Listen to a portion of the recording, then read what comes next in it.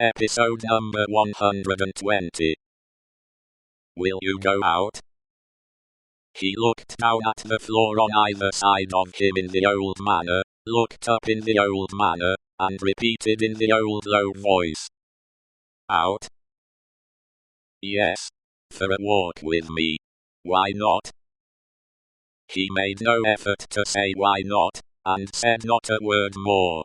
But Mr. Lorry thought he saw, as he leaned forward on his bench in the dusk, with his elbows on his knees, and his head in his hands, that he was in some misty way asking himself, why not? The sagacity of the man of business perceived an advantage here, and determined to hold it. Miss Pross and he divided the night into 2 watches, and observed him at intervals from the adjoining room. He paced up and down for a long time before he lay down, but, when he did finally lay himself down, he fell asleep. In the morning, he was up betimes, and went straight to his bench, and to work. On this second day, Mr. Lorry saluted him cheerfully by his name, and spoke to him on topics that had been of late familiar to them. He returned no reply, but it was evident that he heard what was said, and that he thought about it, however confusedly. This encouraged Mr. Lorry to have Miss Pross in with her work, several times during the day.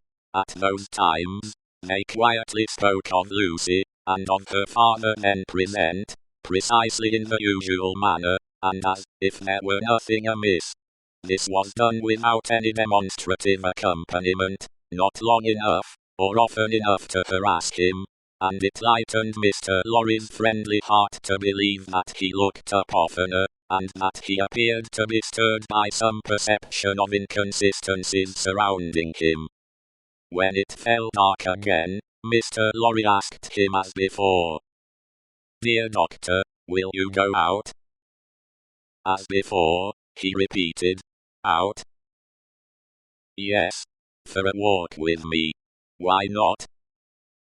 This time, Mr. Lorry feigned to go out when he could extract no answer from him, and, after remaining absent for an hour, returned. In the meanwhile, the doctor had removed to the seat in the window, and had sat there looking down at the plane tree, but, on Mr. Lorry's return, he slipped away to his bench. The time went very slowly on, and Mr. Lorry's hope darkened, and his heart grew heavier again, and grew yet heavier and heavier every day. The 3rd day came, and went, the 4th, the 5th. 5 days, 6 days, 7 days, 8 days, 9 days.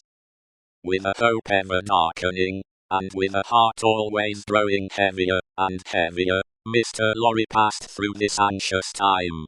The secret was well kept, and Lucy was unconscious and happy, but he could not fail to observe that the shoemaker, whose hand had been a little out at first, was growing dreadfully skillful, and that he had never been so intent on his work, and that his hands had never been so nimble and expert, as in the dusk of the 9th evening. Roman 19. An opinion. Worn out by anxious watching, Mr. Lorry fell asleep at his post. On the 10th morning of his suspense, he was startled by the shining of the sun into the room, where a heavy slumber had overtaken him when it was dark night.